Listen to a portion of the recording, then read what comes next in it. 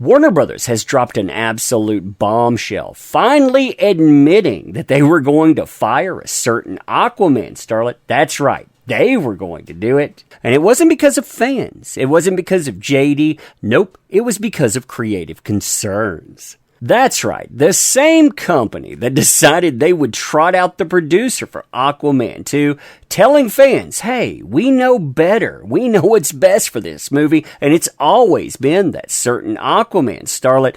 Yeah, apparently that was never true at all. The news, it just gets more and more fascinating by the day. So hey there to all you fine folks on this fine day, by the way. I hope you are doing excellently. And as far as this situation is concerned, that certain Aquaman starlet knew that this was bad, like disastrously bad. Why? Because in the public perception, they were saying this was my movie. No one ever considered taking it away. But behind the scenes, well, they were trying to enforce gag orders, saying, hey, nobody better not ever talk about this in the courtroom. Listen to this here. Stipulation. Defendant and counterclaim plaintiff, that would be that certain Aquaman starlet, and plaintiff and counterclaim defendant, JD, that would be collectively the parties if referred there, hereby stipulate and agree to the following as it relates to discovery and trial in this matter. Number one, the parties agree that neither that certain Aquaman starlet nor JD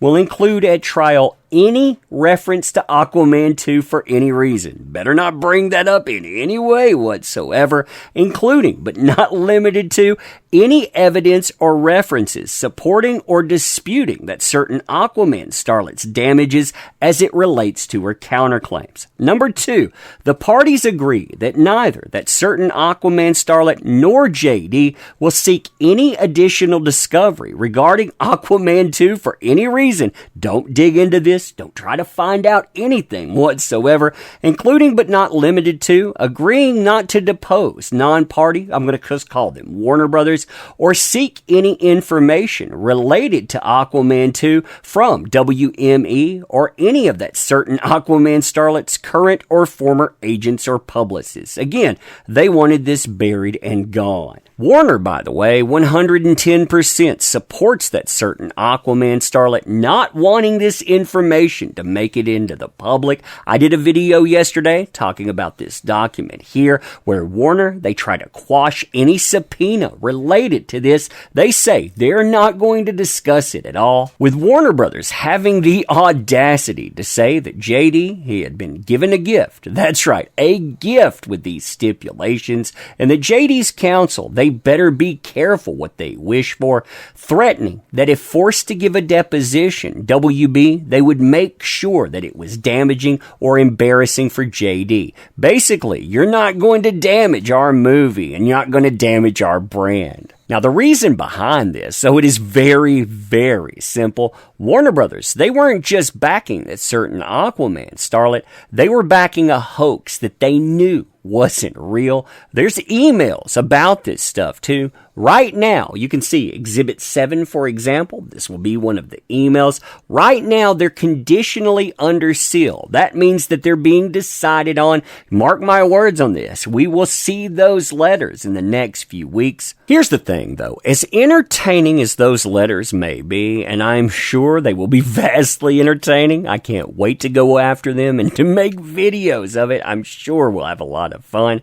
We don't actually need them to see what Warner Brothers is stating. Why? Because we have the subpoenas from JD's team, and it lays it all out there. And basically, like I was saying before, it tells you they wanted to fire that certain Aquaman starlet. They didn't want to pick them up for Aquaman 2. You can see this start with topic number 13. Everything building to here, by the way, this is laying the groundwork for these questions. So they ask for all non-privileged facts, aka we want anything that supports what you said, supporting the factual assertions contained in the letter from your counsel. So you made these claims. Your counsel did in their letter to the counsel for JD and that certain Aquaman starlet on February the 3rd, 2022. So it took them until February 2022, by the way, to admit to backing this hoax that, quote, any delay in WB picking up that certain Aquaman starlet's options for Aquaman 2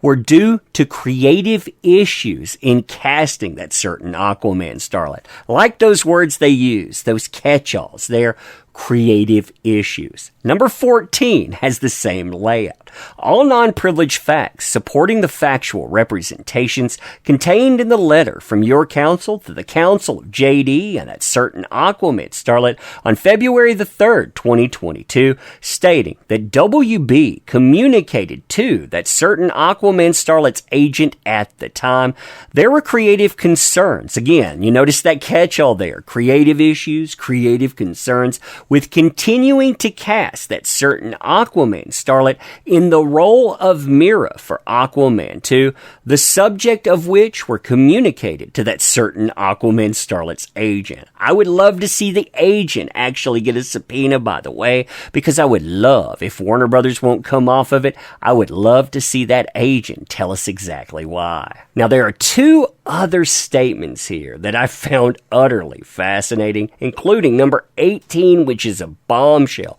But number 17, it flies directly in the face of everything we saw in public. All non-privileged facts supporting factual representations contained in the letter from your counsel to the counsel for JD and that certain Aquaman starlet, February the 3rd, 2022, stating Warner would not have paid that certain Aquaman starlet more money on Aquaman 2. Read that again. Would not have paid more money.